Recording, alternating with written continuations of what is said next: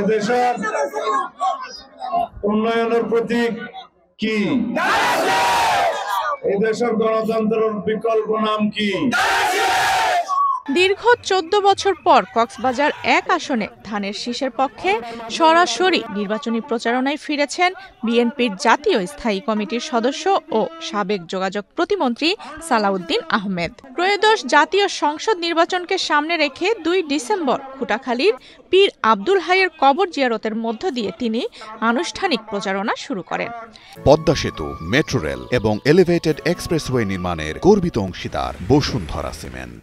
এরপর খুটাখালী ইউনিয়ন বিএনপির কার্যালয় উদ্বোধন সহ হাজীপাড়া, স্কুলপাড়া, মুসলিম বাজার ও উত্তর মেধা কচ্চপিয়া এলাকায় ধারাবাহিক গণসংযোগে অংশ নেন। ঘরে ঘরে আর সালাম পৌঁছাই দিবেন না? সালাম জানান, আসসালামু আলাইকুম ওয়া রাহমাতুল্লাহি ওয়া বারাকাতুহু।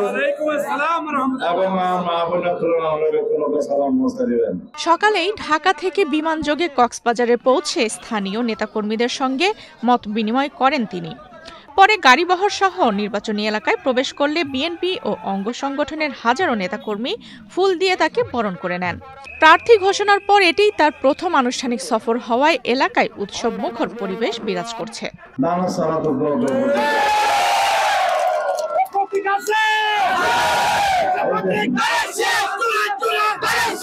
দীর্ঘ বিরতির পর নিজের গ্রামে ফিরে মানুষের সঙ্গে প্রত্যক্ষ যোগাযোগ স্থাপনে নেতাকর্মীদের মধ্যে দেখা গেছে ব্যাপক উচ্ছ্বাস। স্থানীয় বিএনপির মতে সালাউদ্দিন আহমেদের এই সফর মাঠ পর্যায়ে নতুন রাজনৈতিক উদ্দীপনা যোগ করবে এবং সংগঠনের কার্যক্রমকে আরও গতিশীল করবে। চকরিয়া, পেকুয়ার বিভিন্ন এলাকায় ইতোমধ্যে স্বাগত মিছিল, ব্যানার ও পোস্টারে নির্বাচনী মাঠ প্রাণবন্ত হয়ে উঠেছে। বিএনপি এবং ধানের শীষের দেশের মার্কা, দেশের মানুষের মার্কা, দেশের আস্থার মার্কা।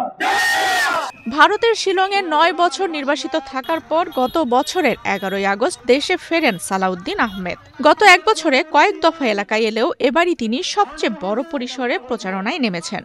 কক্সবাজার 1 আসন থেকে 3 বারের সাবেক এমপি সালাউদ্দিনের সঙ্গে এবারের নির্বাচনী কার্যক্রমে রয়েছেন তার সহধর্মিণী হাসিনা আহমেদ, যিনি 2008 সালে এই আসনে বিএনপির প্রার্থী হিসেবে বিজয়ী হয়েছিলেন।